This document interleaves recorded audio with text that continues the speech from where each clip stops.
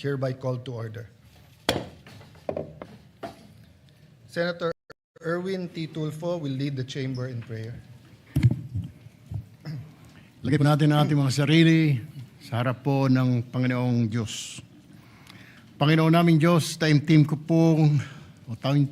po kami sumasamo sa inyo. Natulungan niyo po ang aming bayan na sadlak sa sandamak mga problema ngayon. Bukod po kasi sa problema sa mahal na presyo ng bilihin, nariyan pa rin po ang problema na walang pambayad sa pagpapagamot ng marami naming kababayan. Ang maliit na mga sahod na hindi mapagkasya at marami pa pong iba. Subalit ang pinakamalalang problema na aming inilalapit sa inyo ay tungkol sa aming mga sarili. Sa halip po na unahin ang kapakanan at mga suliranin ng aming mga mamayan, may mga pagkakataong nauna ang interes ng sarili, partido o grupo. Humihingi po kami ng patnubay sa ating mapagmahal na Diyos. Pagkos, liwanagin niyo po ang aming isipan at buksan ang aming mga mata na unahin muna ang pangangailangan ng aming mga kababayan dahil kami po ang kanilang inaasahan na tutulong at magresolba sa mga problema ng bayan. Ipaalala niyo po sa amin na hinalal po kami ng taong bayan hindi para unahin ang aming mga sarili, pamilya, ang aming mga political parties o kaalyado, kundi ang pangangailangan ng taong bayan, lalong-lalo na yung mga nasa laylayan po ng lipunan. Bigyan mo po kami ng lakas na loob na tanggapin, na magsakripisyo para sa kapakanan ng bayan at hindi ng aming mga sarili at mga kaalyado. Amen. Amen. The Secretary will please call the roll. Roll call of members.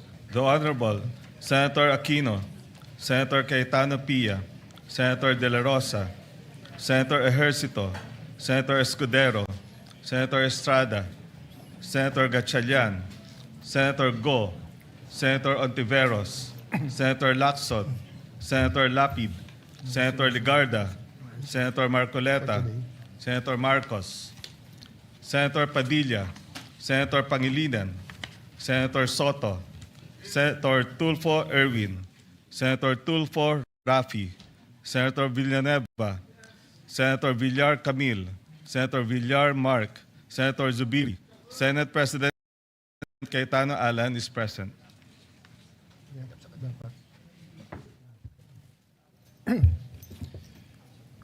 With 23 senators present, the chair declares the presence of a quorum. Mr. President, if I may, and before we proceed, may I just acknowledge some guests from the gallery, guests of Senator Robin Hood Padilla, athletes and coaches of the Philippine Barebow national team and their families, Ms. Mariel Padilla and the children of Senator Robin Hood Padilla are also here, members of the Padilla family. We welcome them in this August chamber. And we also would like to acknowledge, Mr. President, the guest of our Senate President, the Mindanao Evangelical Leaders Council. Thank you, Mr. President. Yes, we welcome them to the Senate and thank you for being with us today. Later, we will honor our gold medalist. Thank you. Mr. President, I move that we dispense with the reading of the Journal of the 65th Session, May 19, 2026, and consider the same as approved. Is there any objection? Hearing none, the motion is approved. Thank you, Mr. President. Mr. President, pursuant to Rule 10, Section 13 of the Rules of the Senate, I move to elect the chairpersons of the Yes. Senate. What's the pleasure of Senator Erwin? Mr. President, just a quick manifestation, sir. Go ahead. Mr. President, I'd like to make a manifestation. What happened inside the Senate premises last week is deeply alarming, regardless of which side one stands politically. I know you will agree with me, Mr. President. Many versions of the armed confrontation are now circulating. Statements were made.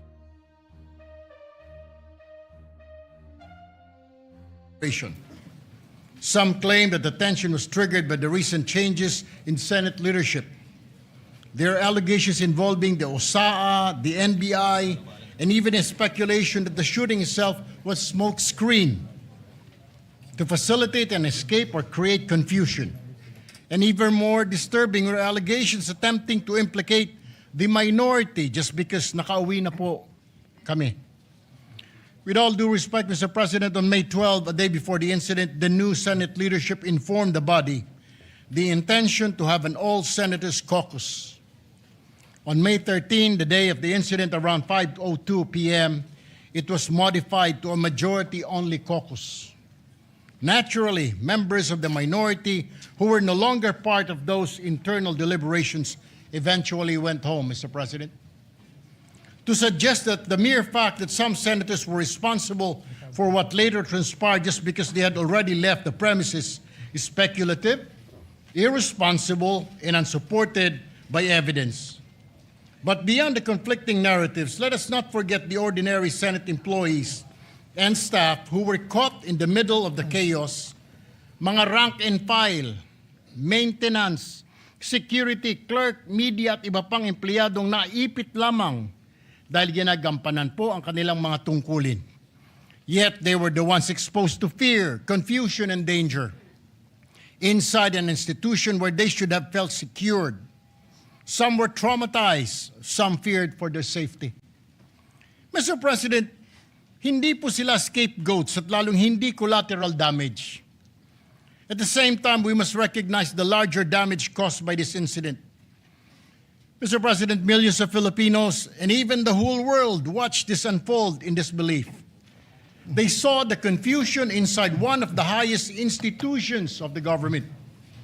They saw conflicting authorities, conflicting narratives in an atmosphere that appeared closer to disorder than democratic governance. Nakakahiya po sa totoo lang, Ginoong Pangulo. And because the public witnessed, the public deserves the truth. Nakaabang na po ang taong bayan. And they have been waiting since Monday.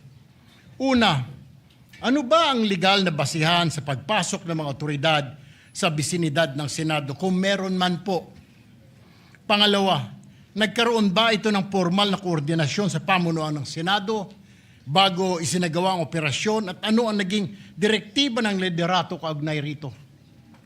Pangatlo, ano po ang mga partikular na aksyon na nag-udyok at naging mitsa ng putukan? Meron bang provokasyon mula sa alinmang panig? At aling ahensya o sino-sinong individual ang direktang responsable sa pagpapaputok ng mga baril? Alam ko po, Ginoong Pangulo, wala po kayo roon. Bagkos kayo po ay nakasalalay lamang sa mga report na ibinibigay po sa inyo. Naintindihan ko po yun. Pangapat, anong mga hakbang ang ginawa upang masigurong ligtas po ang mga senador, mga empleyado at ang media bago at matapos maganap ang insidente? Ang panghuli, ano-anong mga ebidensya po ang nakalap upang magbigay linaw sa tunay na pangyayari? Ginoong Pangulo, when law enforcement operations intersect with the authority privileges and internal security protocols of another branch of government, there must be clarity, not confusion, restraint, not escalation. Alam ko po na may kanya-kanyang investigasyon ay sinasagawa ang Senado at NBI. But there is merit in the public outcry for an impartial, independent, and facts-based investigation. Mahalagang maituguyod po ang isang proseso na patas, transparent, at may kredibilidad sa mata ng publiko. Walang undue influence, walang haka-haka. At the end of the day, Mr. President, no camp wins when public confidence in institution is weakened. The Senate is not a venue for armed confrontation, Mr. President, or competing display of forces or political theater. It is a constitutional institution governed by law, order, and respect for due process. Hindi po drama, aksyon o comedy ang hanap ng taong bayan. They are asking for truth, accountability, and stability. And that is precisely what this institution owes them, Mr. President. Maraming salamat po, Ginoong Pangulo. In consultation, just a minute, in consultation with the majority leader, I will not rule that manifestation out of order because actually it is a privileged speech or it is actually a topic for personal or collective privilege. But since it's a matter of grave importance, Senator Tulfo, I share with you the sentiment of its grave importance. Myself, I'm taking prudence and waiting for all the investigations. There are resolutions filed. It will be referred to the proper committee. But of the highest order, in accordance with our rules and constitution, is always the election of our officers organization. So unless anyone has a higher motion now, because actually members of the majority have also asked to speak on that matter. And we will allow everyone to speak on that matter, but we will proceed first with the election of our committees. Majority Leader? Minority Leader. Yeah. Minority Leader, then Senator Risa. Thank you. Thank you, Your Honor, Mr. President. We concur, but the reference, the referral of the speech and the forthcoming resolutions will be later on. Yes. Well, it's not a speech. It's a it's a manifestation. So unless there's a motion to refer, which let's harmonize it later on with the resolution filed by the minority. Yes, so that we do would not like to refer it to different committees. Yes, I will Yes. like to file for a motion later on. Yes. For the referral. That's in order, Thank you. Minority Leader. What's your pleasure, Senator Risa? Salamat po. To the ruling earlier stated by the presiding officer. Pero just to make of record, Mr. President, nakaschedule din po ako mag-deliver sa ating agenda for the day Yes. ng privilege speech. And it so happens po, It's the same katulad topic, nung yes. paksa nung Yes. talumpati ni Senator Erwin Tulfo, and specifically moving forward from the events of last week and this week, Mr. President. Noted. So, And I look forward to being able to deliver that within today's session, Mr. President. okay. Noted. So can we go to the Yes. Thank you, election? Mr. President. Mr. Senator President, Tulfo. So unless may I this just- has to do with the election, we will defer all of those manifestations later in accordance with our rule. What is the reason that you rise, Senator Tulfo?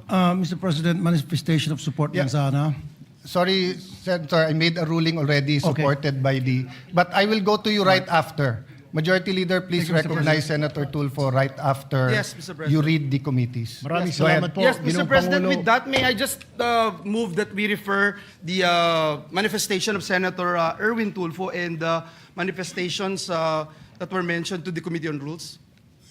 We will wait for the Minority Leader when we read the... Okay.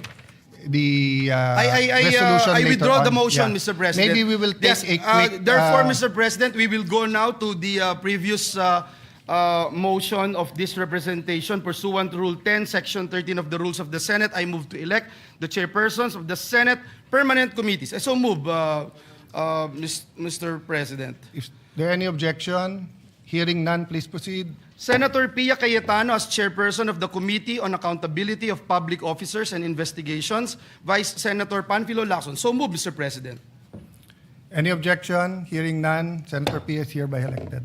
Senator Amy Marcos, chairperson of the Committee on Foreign Relations. Vice Senator Erwin Tulfo. So move, Mr. President. Any objection? Hearing none, Senator Amy is hereby elected. Senator Camille Villar, retained as chairperson of the Committee on Environment, Natural Resources, and Climate Change. So move, Mr. President. Any objection? If not, Senator Camille Villar is hereby elected to such committee. Senator Robin Hood Padilla as chairperson of the Committee on Constitutional Amendments and Revision of Codes. Vice Senator Francis Pangilinan. So move, Mr. President. Any objection? Hearing none, Senator Robin Padilla is hereby elected to that committee. Senator Camille Villar as chairperson of the Committee on Government Corporations and Public Enterprises. Vice Senator Mark Villar. So move, Mr. President. Any objection? If not, Senator Camille Villar is elected to that. Yeah. Mr. President, as earlier committed, Sure. Senator Raffy Tulfo Yes. would like Senator to Tulfo, take the I floor. apologize. Thank you very much for the adhering to the ruling of the chair. We will now recognize you. Afterwards, Senator Risa is raising her hand. Mr. President, I would like to associate myself with the manifestation of Senator Erwin Tulfo. Meron lang po akong konting katanungan. Meron ho bang standard operating procedure manual ang ating USAA? Number one. Number two, pagdating po sa pag-handle ng firearms, are these, the members of the OSA, are they trained? And then number three, ano-ano ho bang qualifications dito mga members ng OSA natin? Who are they? What are their qualifications to be chosen as members of the OSA? Yun lang po, Mr. President. Yes. So, note your questions are noted, and depends on what committee we refer it to. We will consult with the minority. We'll take a recess, a short suspension when we read the committee report, because unless we agree to convert into a committee of a whole, so that the certain people can testify here, the other option is to give it to a standing committee. So let's decide that in a while. And then lastly, Mr. President, meron bang training ang members ng OSA kung paano mag-handle ng isang problema, isang situation, and do they understand the meaning of rules of engagement? Yun lang po, Mr. President. Yes. Thank you. Thank you for those questions, Senator Tulfo. Senator Risa, do you want to take the floor?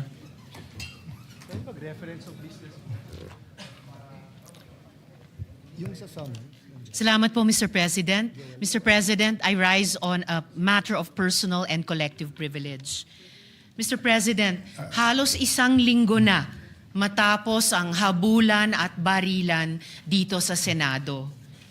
Sa loob-loob ko, hindi ako mapanatag na simula nung Lunes, ang ipinapakita natin ay para bang walang nangyari. Na para bang hindi nabastos ang ating institusyon, ang ating mga empleyado at ang mga Pilipino.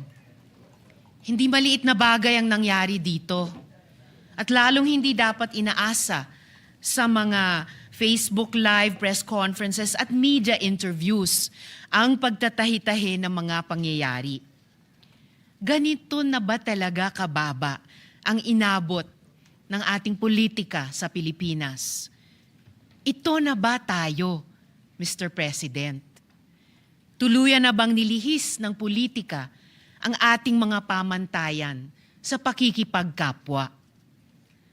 The situation stooped so low that here, in and around these same august halls, may pwedeng magkasa ng barel sa harap ng mga sibilyan. Dear colleagues, kahit kailan, hindi yan nangyari sa Pilipinas. Kahit panahon ng kudeta, not even during the darkest days of martial law, did gunfire erupt within our halls. So, whether we stand in the minority or in the majority, the Senate, as an institution, has sustained a profound injury to its dignity, credibility, and moral authority before the Filipino people. And this frustrates me every day since Wednesday, including in the context of initial findings from the investigation conducted by the Department of Justice, the Department of the Interior and Local Government, and the Philippine National Police, beginning to reveal various points. Patuloy pa rin ang investigasyon, Mr. President, at dapat lang. But still, this needs to be said.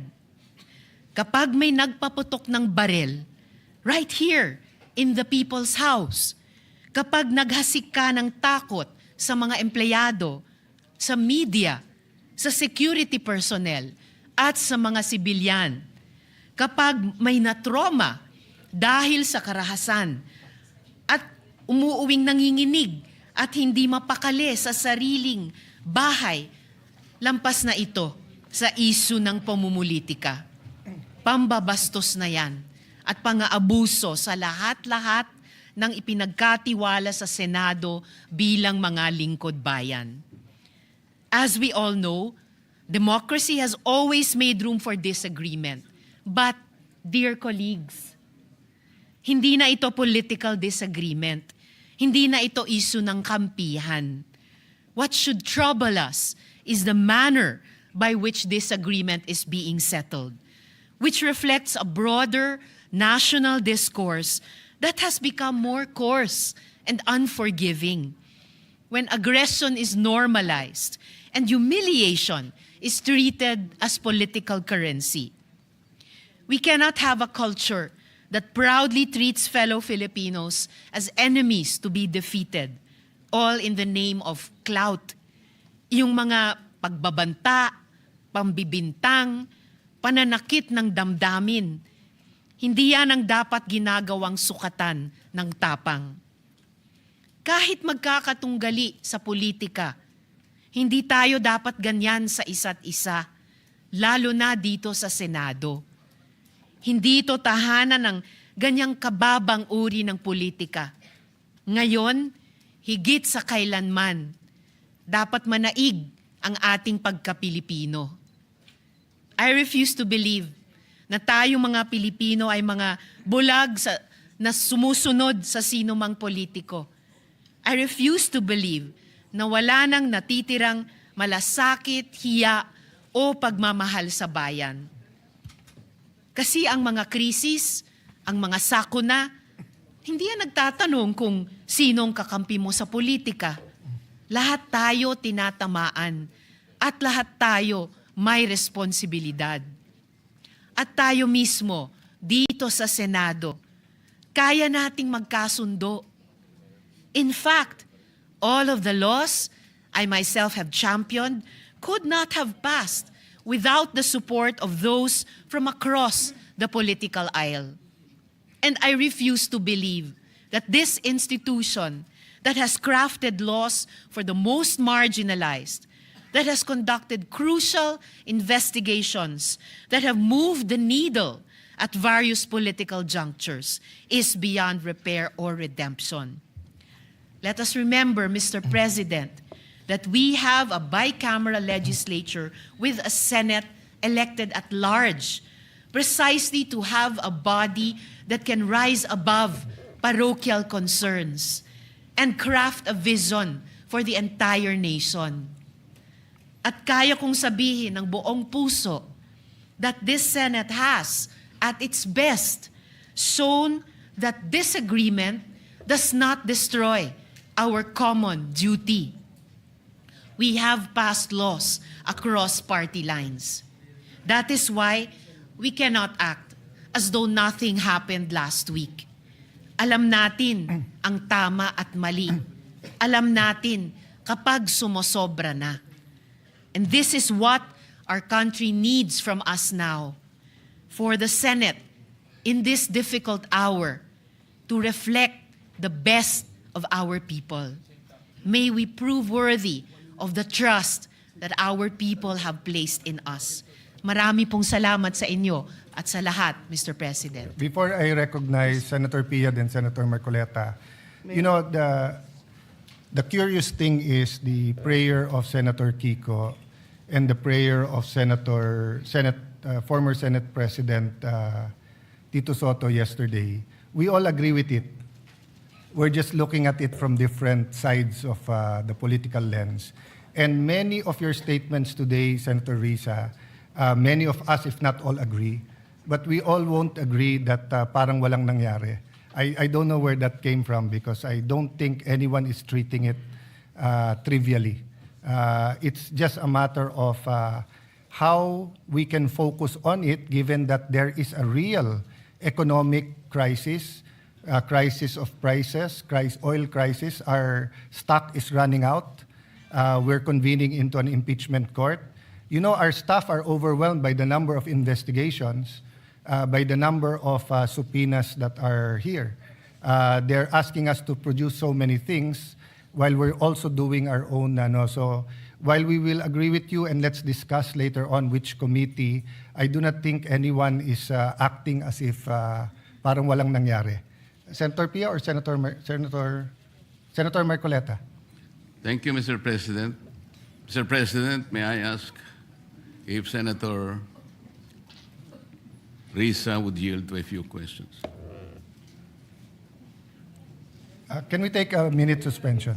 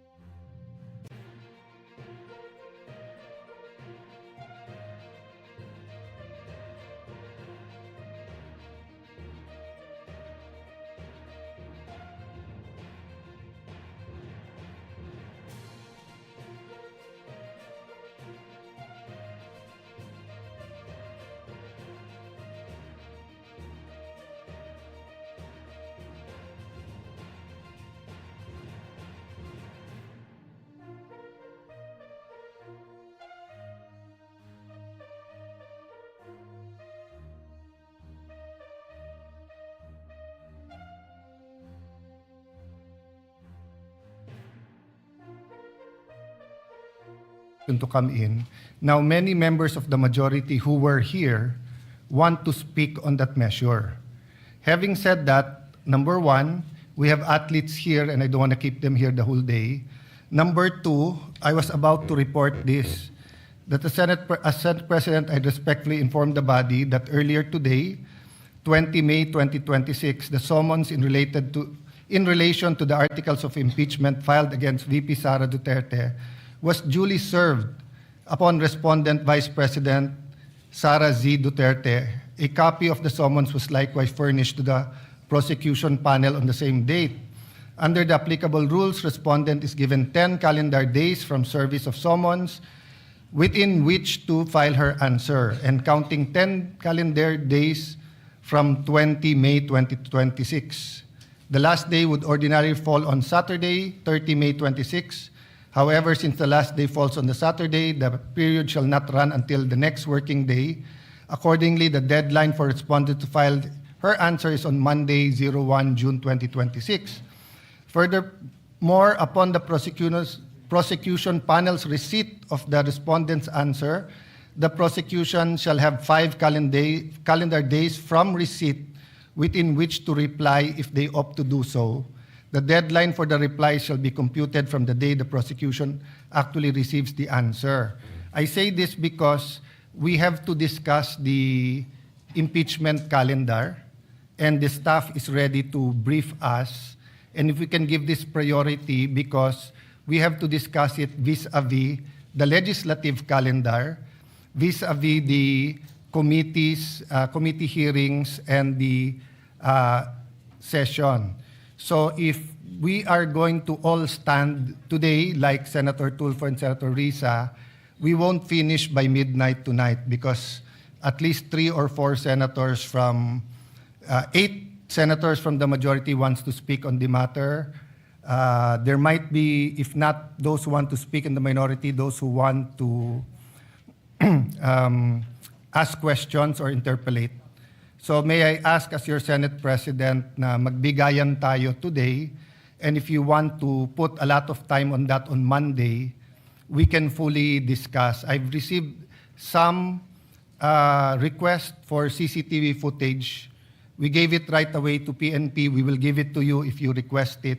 We're also requesting CCTV footages from anyone who took it, including from the media, so that we can discuss it very intelligently with, I think, 24 senators committing that this is an important issue and we will give it the much needed attention. But let's do it with prudence, deliberately. We're dealing with our democracy here. No? We're dealing with law enforcement agencies, AFP, PNP, NBI, with branches of government, the executive and the legislative. So I know we all want to speak on it today, but may we include in the caucus what committee to give this to.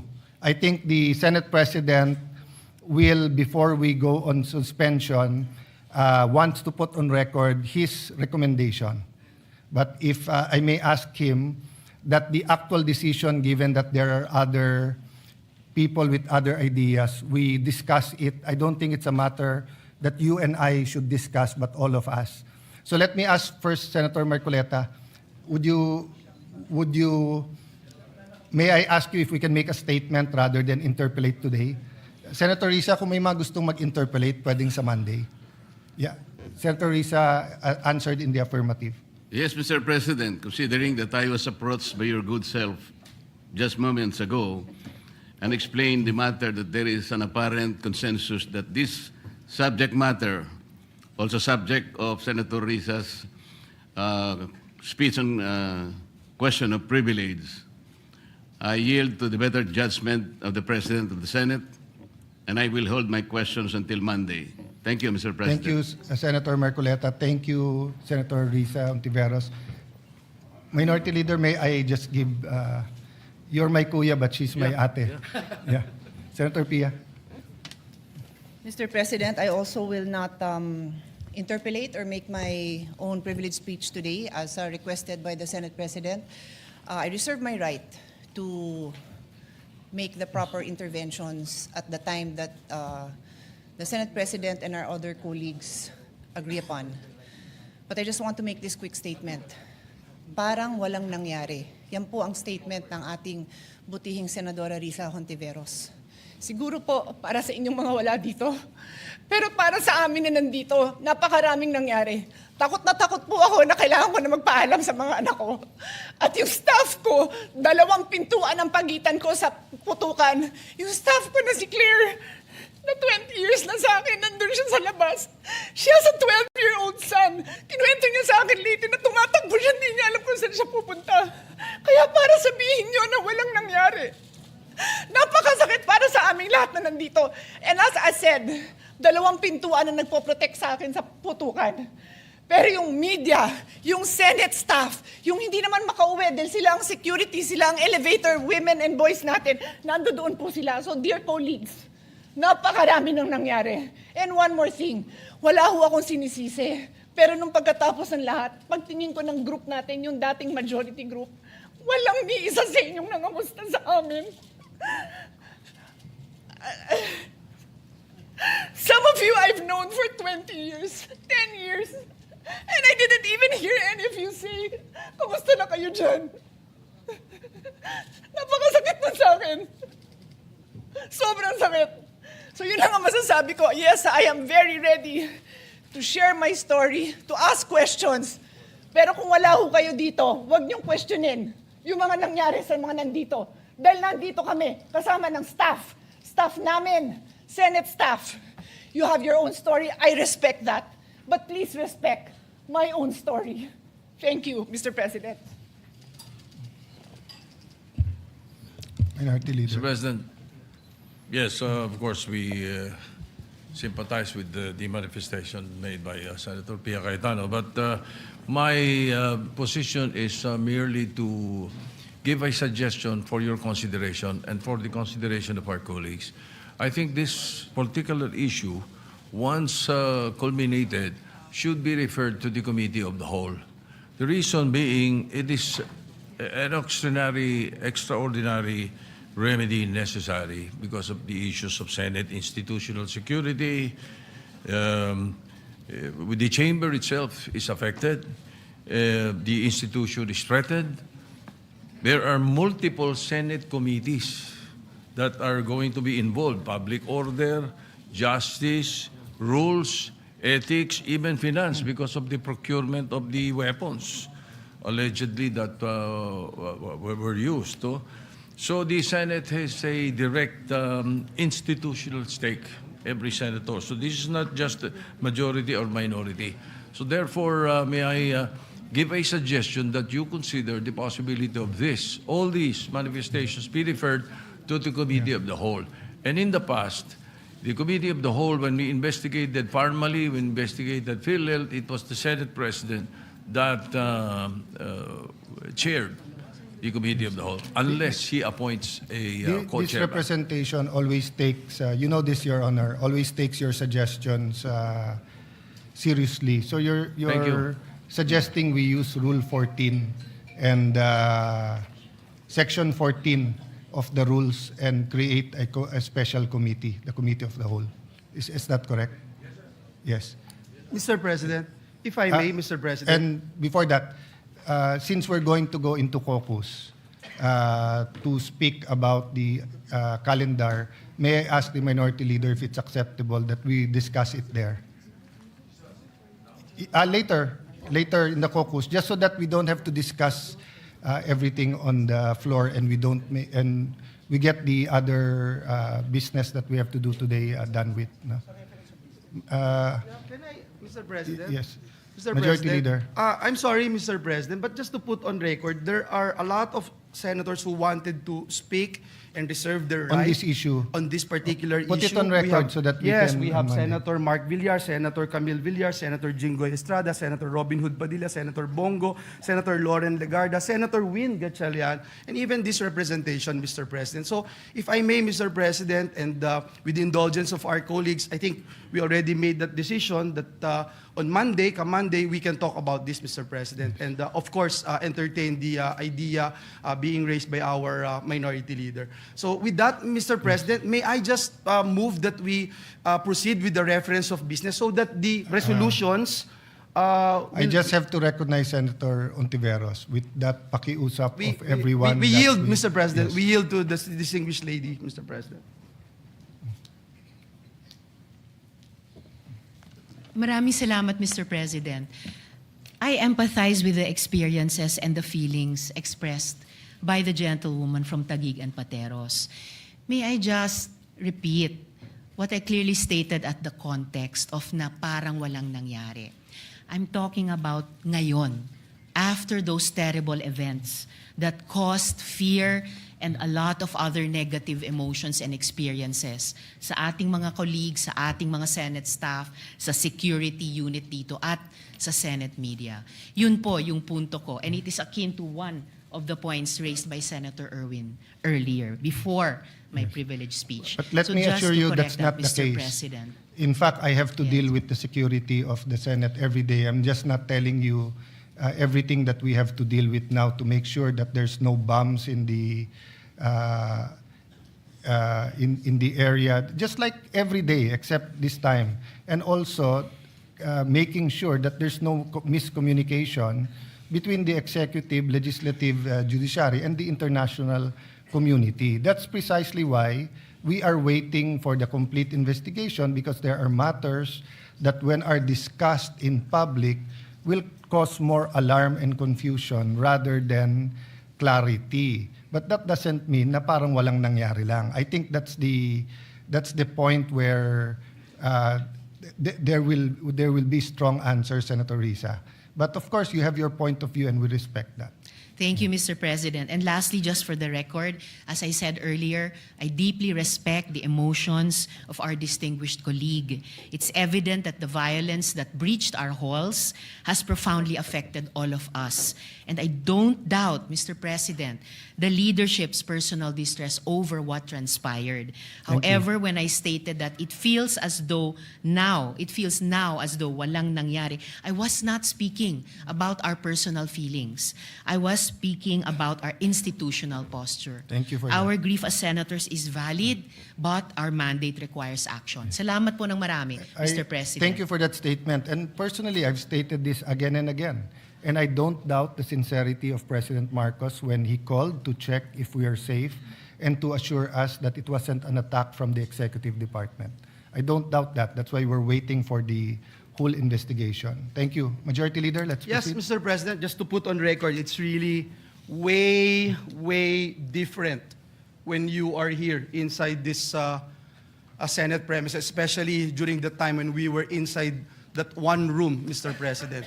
I would still recall the gunshots, the smelling of gunpowder, Mr. President, and everything that we had experienced. So it's really different, Mr. President. Just want to put that on record. With that, Mr. President, may I move now to that we proceed with the reference of business. Yes.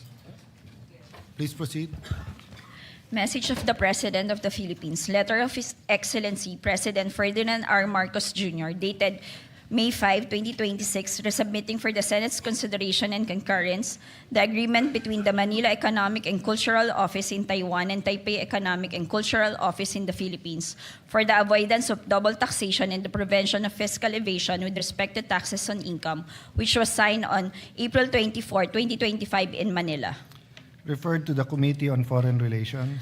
Bills on first reading. Senate Bill number 2128, an act upgrading the salary grade of dentists employed in the public sector, appropriating funds therefore and for other purposes by Senator Hontiveros. Referred to the Committees on Civil Service, Government Reorganization and Professional Regulation, Health, Demography, and Finance. 2129, an act strengthening further the powers and functions of the Philippine Economic Zone Authority, amending for the purpose RA number 7916, otherwise known as the Special Economic Zone Act of 1995, as amended by RA number 8748 by Senator Tulfo R. Referred to the Committee on Economic Affairs and Ways and Means Committee. 2130, an act establishing a comprehensive framework for the development, promotion, and protection of the Philippine ube industry, declaring ube as a national priority crop, creating the Philippine Ube Industry Council, providing for quality standards and geographic indication protection, appropriating funds therefore and for other purposes by Senator Tulfo R. Referred to the Committees on Agriculture, Food and Agrarian Reform, Trade, Commerce and Entrepreneurship, Ways and Means, and Finance. 2131, an act lowering the cap on the recoverable rate of system losses chargeable to consumers, amending for this purpose Section 10 of RA number 7832, otherwise known as the Anti-Electricity and Electric Transmission Lines Materials Pilferages Act of 1994 by Senator Marcoleta. Referred to the Committee on Energy and Public Services. 2132, an act declaring ube, commonly known as the purple yam, as the national root crop of the Philippines and recognizing its cultural, agricultural, and economic significance by Senator Tulfo R. Referred to the Committee on Agriculture, Food and Agrarian Reform. Resolutions, PSR number 392, resolution directing the appropriate committee to conduct an inquiry in aid of legislation into the alleged irregular importation of rice by the Planters Products Incorporated by Senator Marcos R. Senator Marcos. 1 minute suspension.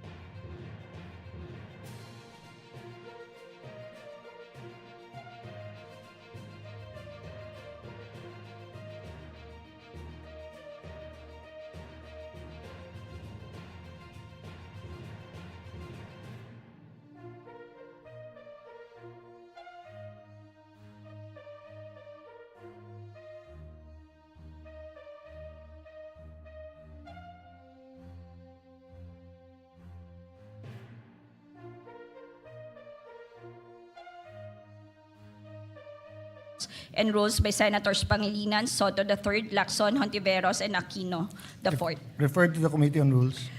396, directing the appropriate Senate committee to conduct an inquiry in aid of legislation into the reported entry, presence, deployment, participation, or involvement of personnel of the National Bureau of Investigation, other law enforcement or security agencies, and private individuals in the incidents that took place within or in the immediate vicinity of the Senate premises on May 11, 2026 and May 13, 2026, including the discharge of firearms, security breaches, and any attempt to implement, facilitate, or enable an arrest or custodial transfer within Senate premises by Senator Marcos. Minority Leader, may I ask, may I consult whether you want me to initially refer to Committee on Rules, or will we defer first the referral of all resolutions with the same nature and including the manifestation of Senator Erwin Tulfo and the statements of Senator Ontiveros? Should we give it first the rules or defer muna any referral? If you please, Your Honor, either to the Committee of the Whole or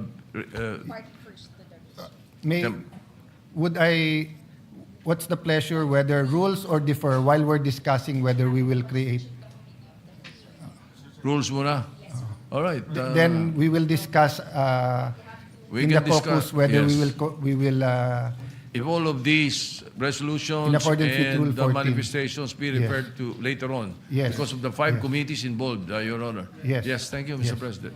Senator Pangilinan? Yes, Mr. President, I was just going to suggest, but it has already been suggested, that this be first referred to the Committee on Rules, subject to a possible referral Yes. to perhaps the Committee of the Whole. And with the permission of Senator Tulfo and Senator Tiveros, we'll refer your statements today to the Committee on Rules and take it together. Without prejudice to its referral Yes. to another committee, Yes. As may be decided by the Senate. Thank you, Mr. So there's no objections with the qualifications of Senator Pangilinan. PS Resolution 396 and all statements on the same matter today from Senator Tulfo, Senator Tiveros, Senator Cayetano, and Senator Marcoleta are referred to the Committee on Rules. 397, resolution directing the appropriate Senate committees to conduct an inquiry in aid of legislation into the shooting incident that occurred within the Senate premises on May 13, 2026, with the end in view of strengthening security protocols, protecting the integrity and independence of the Senate as a democratic institution, ensuring the safety of Senate personnel and the public, and reviewing existing laws, rules, and coordination mechanisms governing security in government institutions by Senator Aquino. Referred to the Committee on Rules. 398, commending and congratulating Team Pilipinas Poveda and Siende for winning the gold medal for Open Hip Hop in the 2026 International All-Star Federation Dance Worlds and silver medal for Junior Hip Hop in the 2026 International Cheer Union World Championships by Senator Go. Referred to the Committee on Rules. 399, commending and congratulating the Gilas Pilipinas Women 3x3 team for winning the silver medal in the 2026 FIBA 3x3 Asia Cup by Senator Go. Referred to the Committee on Rules.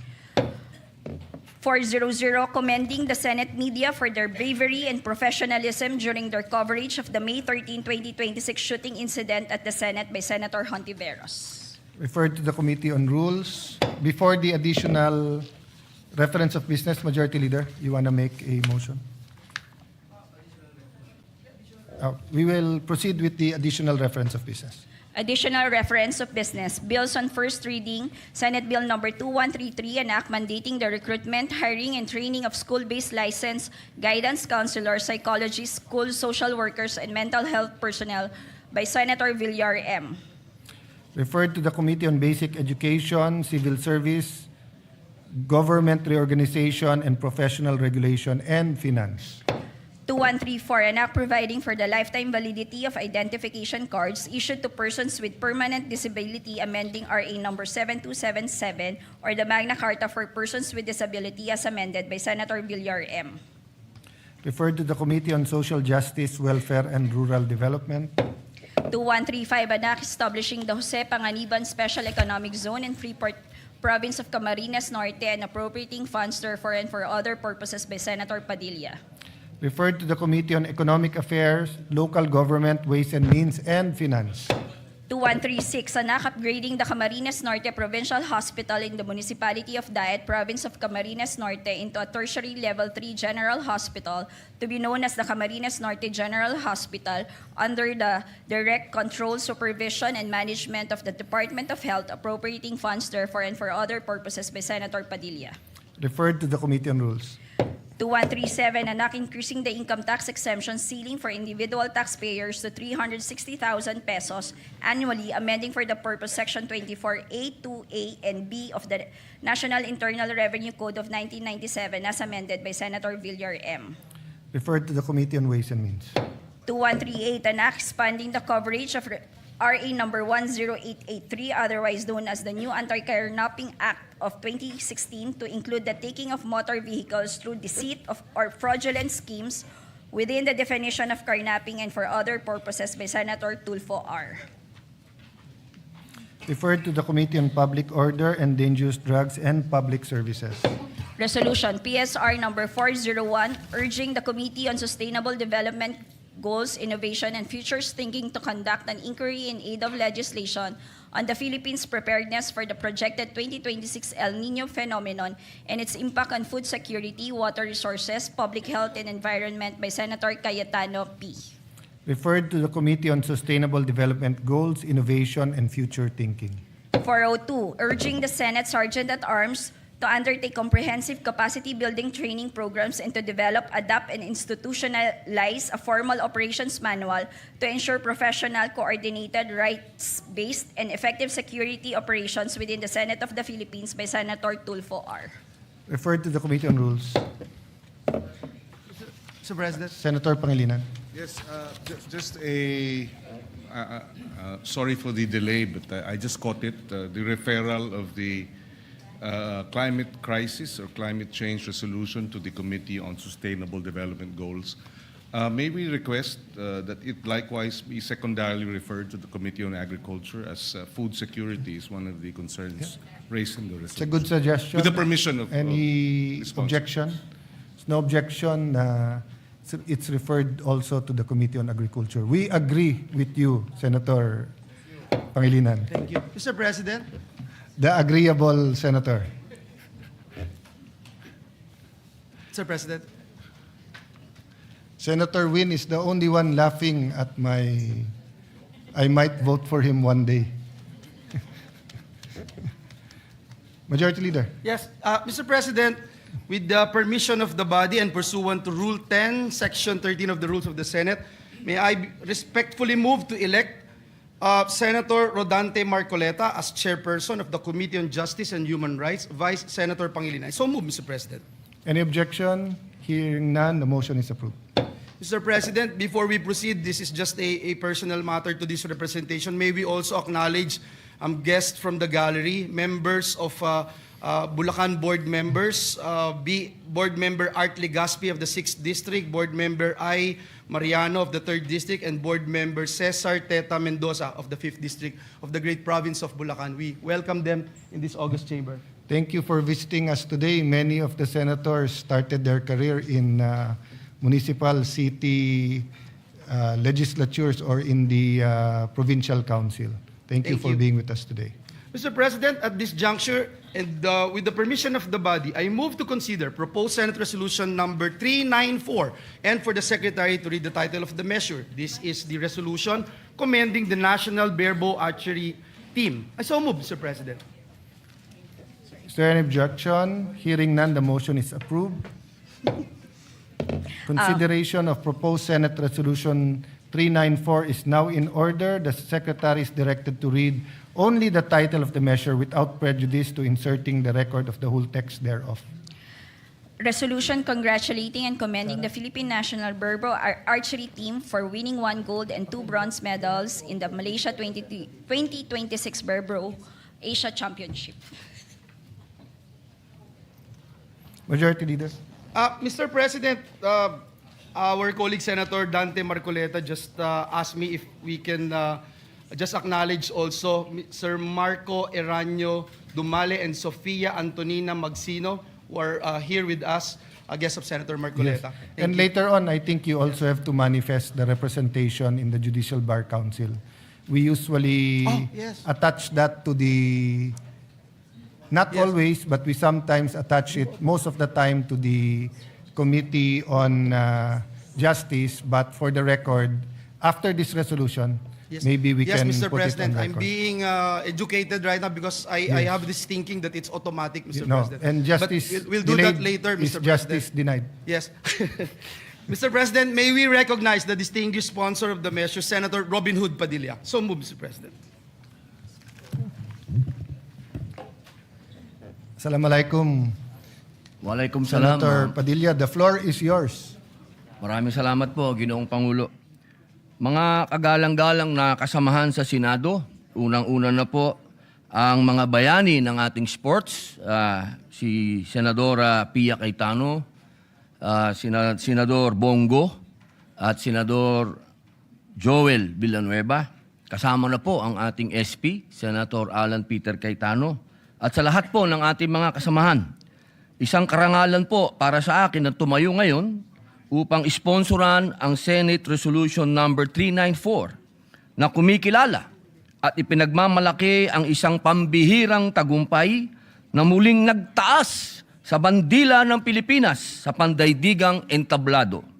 Sa kauna-unahang pagkakataon sa kasaysayan, nasungkit ng ating pambansang kupunan sa barebow archery ang gintong medalya na ginanap sa Malaysia 2026 Barebow Asia Championship noong ika-29 ng Abril hanggang ika-3 ng Mayo ngayong taon sa Shah Alam National Sports Complex, Panasonic, Selangor, Malaysia. Isang makasaysayang panalo na nagpapatunay na ang galing, tapang, disiplina at determinasyon ng Pilipino ay walang katumbas. Pinangunahan po ito ng ating mga magigiting na Pilipina archers na sina Maria Razel Richilda Padilla Abella, Josephine Galisano, Rowena Galisano, at Isabel Narangila. Sa kabila ng matinding laban, ipinakita nila ang pambihirang husay at tibay ng loob. Mula sa semifinals kung saan tinalo nila ang Thailand sa end score na 6-2 hanggang sa nakakapanabik na finals sa host country na Malaysia. Hindi sila natinag. Nakuha ng Malaysia ang unang set, 43-42, na nakapagbigay sa kanila ng 2-0 lead. Tumugon naman ng Pilipinas sa ikalawang set na natapos sa tie round score na 49-49 at score na 3-1. Sumiklab ang galing ng mga Pilipina sa ikatlong set at nagdala ng 51-45 na panalo upang mapantay ang set score na 3-3. Nanatiling dikit ang laban matapos ang ikaapat na set sa score na 48-48. Dahilan upang manatiling tabla ang laban sa 4-4. Panoorin po natin ang video.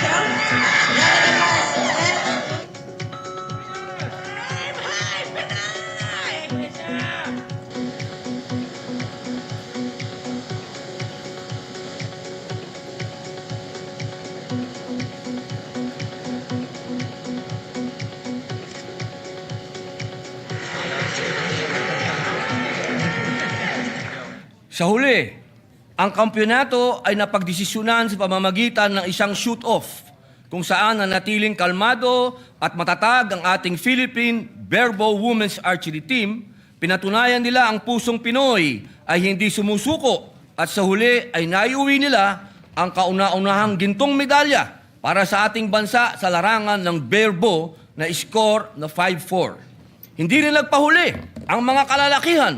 Philippine Barebow Men's National Team na binubuo ni Eliezer Villarosa Jr., Kenneth Marlowe Tan, Joseph Tan, at Apollo Clark Co. na nagkamit naman ng 2 bronze na medalya. Isa rin itong napakalaking tagumpay na patuloy na lumalakas at umuulad ang larangan ng archery ng Pilipinas. Lalo pong kahanga-hanga ang kanilang tagumpay dahil ang mga nasabing barebow teams ay halos self-funded. Mula sa kanilang pagsasanay, uniforme, hanggang sa pamasahe at iba pang gastusin, sila mismo ang nagtaguyod sa kanilang pangarap habang nirepresenta ang ating watawat. Sa kabila ng limitadong suporta, nanaig ang kanilang dedikasyon at pagmamahal sa bayan. Magsilbi din sana itong panawagan na dapat nating suportahan ang ating mga atletang Pilipino sa kanilang mga kampanya na magdala ng karangalan sa ating bansa. Hindi rin po nating dapat kalimutan ang kanilang volunteer coaches na sila Mark Henry Wee, Dem Paragamak, Jomelini Estacio, at Dr. Federico Eduardo Abella, na buong pusong naglaan ng oras at talento upang gabayan ang ating mga atleta. Hindi po biro ang larong archery. Ito'y nangangailangan ng pinagsanib na pisikal na disiplina, matinding konsentrasyon, at malalim na malayang kaisipan. Ang tagumpay na ito ay kwento ng sakripisyo, pagkakaisa, at walang sawang paniniwala sa kakayahan ng Pilipino. Ito ay paalala na kapag pinagsama ang talento, sipag at pagmamahal sa bayan, walang imposible. Kaya naman po, buong pinagmamalaki kong sinusulong sa bulwagang ito ang pagkilala sa ating mga pambansang bayani sa larangan ng barebow archery. Naway magsilbi silang inspirasyon sa bawat Pilipino na mangarap ng mataas, magsumikap ng buong puso at ipaglaban ang ating watawat saan mang panig ng mundo. Ika nga ng isang pamosong archer na si Ron Laclaire, archery is like a journey. It begins with a love for shooting, a bow, and a passion for watching our arrows fly. Mabuhay po ang ating atletang Pilipino, mabuhay ang Pilipinas. Senator Padilla, thank you for that very action-filled speech. Would you want to tell their names again so that they can stand up one by one and be recognized? No? So we're not allowed to applaud, but we applaud you in our hearts as you stand up and be recognized. Pinakikilala ko po sa inyo ang ating mga kababaihan na gold. Ito po ang tunay na Robin Hood sa pamilya namin. Maria Razel Rechilda Padilla Abella. Agreeable nga. Josephine Galiscano. Rowena Galicano. At Isabel Narangila. Sila po ang mga nakakuha ng gold. At ang atin naman pong kalalakihan ay hindi nagpauli. Si Ginoong Eliezer Villarosa Jr., Kenneth Marlowe Tan, Joseph Tan, at Apollo Clark Co. Sila naman po ay nakakuha ng bronze, mahal na Pangulo. Thank you very much. And you unite us. Our athletes and sports unite the Filipino nation. So thank you for your service. Majority Leader? Yes, Mr. President. Mr. President, Senator Jinggoy Estrada would like to just insert into the records his co-sponsorship speech. Let it be inserted, Mr. President. And then next to deliver his co-sponsorship speech is no other than the gentleman from Davao, Senator Christopher Bongo. So if there's no I move that he be objection, the recognized. sponsorship speech of Senator Jinggoy Estrada is brought into the records. Senator Bongo, don't stop, go. Mr. President, distinguished colleagues, as chairperson of the Senate Committee on Sports, it is with great pride and honor that I rise today to co-sponsor Senate resolution congratulating and commending the Philippine National Barebow Archery Team for their outstanding performance in the Malaysia 2026 Barebow Asia Championship. Our national barebow archers brought honor to the country by winning 1 gold medal and 2 bronze medals in this international competition held in Shah Alam, Malaysia. This achievement is a proud moment not only for Philippine archery but for Philippine sports as a whole. Kasama po dito ang kapatid ni Senator Robin Hood Padilla, si Miss Rechilda Padilla Abella. Congratulations po sa inyong lahat. Kaya pala si Senator Robin Hood, malakas ang loob dahil sanay sa archery ito. I have always been a strong advocate of promoting sports development in the country. I firmly believe that sports can positively impact the physical and mental well-being of our citizens and contribute meaningfully to nation building. Kinikilala po natin ang mahalagang papel na ginagampanan ng sports sa ating lipunan dahil naniniwala po ako na ito ay isang mabisang paraan upang mailayo ang ating mga kabataan sa masasamang elemento katulad po ng illegal na droga. At gaya po ng parati kong sinasabi, get into sports, stay away from drugs to keep us healthy and fit. Kaya naman po ang tagumpay na ito ay hindi lamang bunga ng lakas ng katawan o galing sa pagpana. Ito ay bunga ng tiyaga at sakripisyo. Sa bawat tira, dala ng ating mga atleta ang pangalan ng Pilipinas. Sa bawat pag-angat ng pana, dala nila ang pangarap, disiplina at dangal ng bawat Pilipino. Their victory reminds us that Filipino athletes can excel not only in mainstream sports but also in specialized and highly technical disciplines. Given the right amount of support, training, and exposure, our athletes can compete and win against the best in Asia and the world. Mr. President, this achievement also sends an important message to our young athletes that there is honor in discipline and there is pride in representing the country, no matter what the sport is. To the Philippine National Barebow Archery Team, congratulations po sa bawat isa sa inyo. Your performance has brought pride to our flag, inspiration to our youth, and renewed attention to the growing promise of Philippine archery. May this victory encourage stronger support for our national athletes, our coaches, and our sports programs from grassroots development to international competition. Matandaan natin, dati kulelat po tayo sa Olympics, wala tayong ginto. Ngayon, since 2019, meron na tayong dalawang ginto nung Paris Olympics at isang ginto naman po nung Tokyo Olympics last 2021.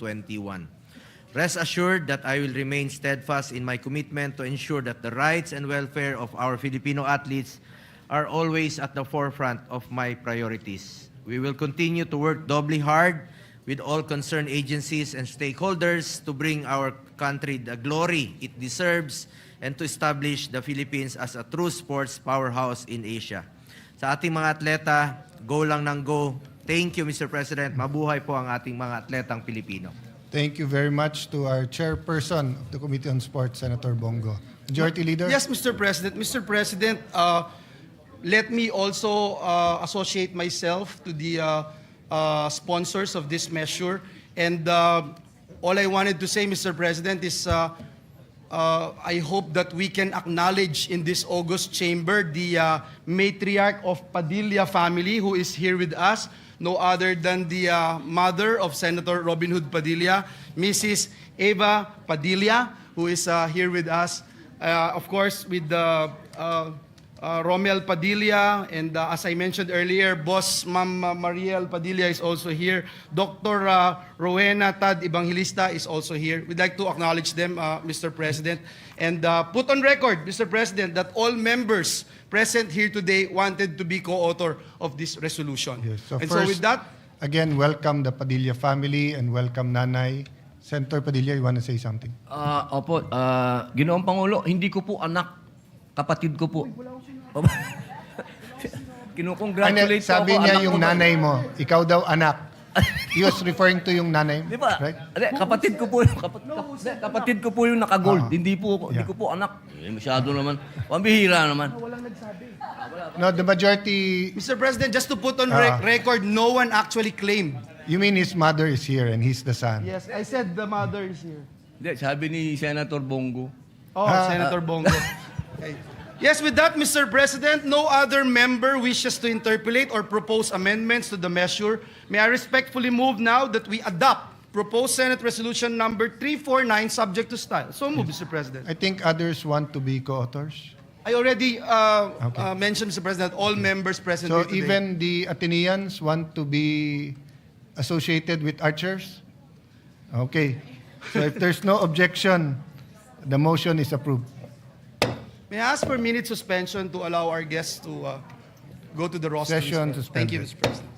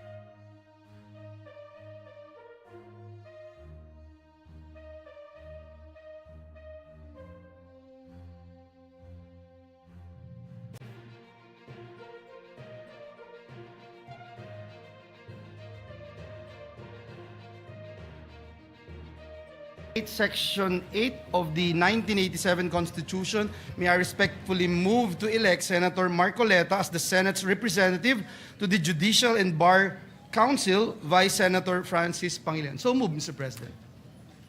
Any objection? Hearing none, motion is approved.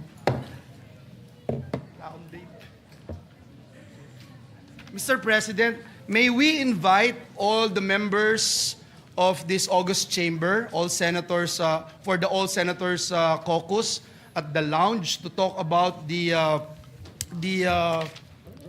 calendar of schedule for the impeachment proceedings and other matters discussed a while ago in this August chamber. May we invite everyone to proceed to the... And that includes the Secretariat who will brief us on precedents and Yes. On their computation of the number of days from the summons to replies, etc. Yeah. And with that, Mr. President, may I respectfully move that we... Just before that, Senator Tulfo.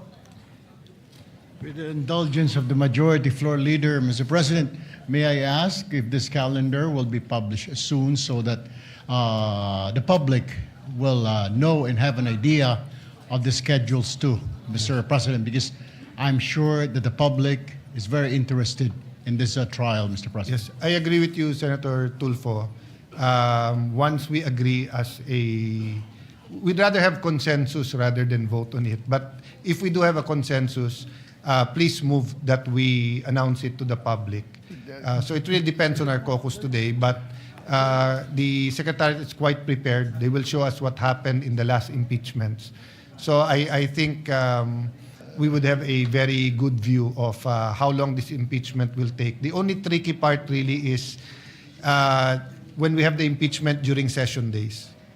Therefore, Mr. President, can I move that we the calendar, the schedule of this impeachment trial be published so that the public would know, because they are really interested and they're waiting so that they can watch on the TV, on social media about the ongoing trial, Mr. President.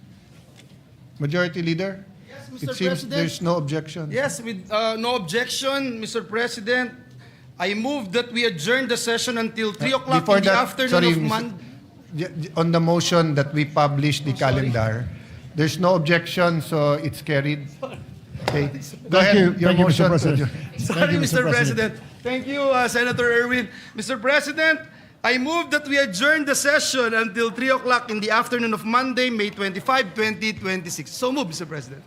So we are adjourned till Monday, May ano ba May Monday? 25, Mr. President. 25 at 3 p.m.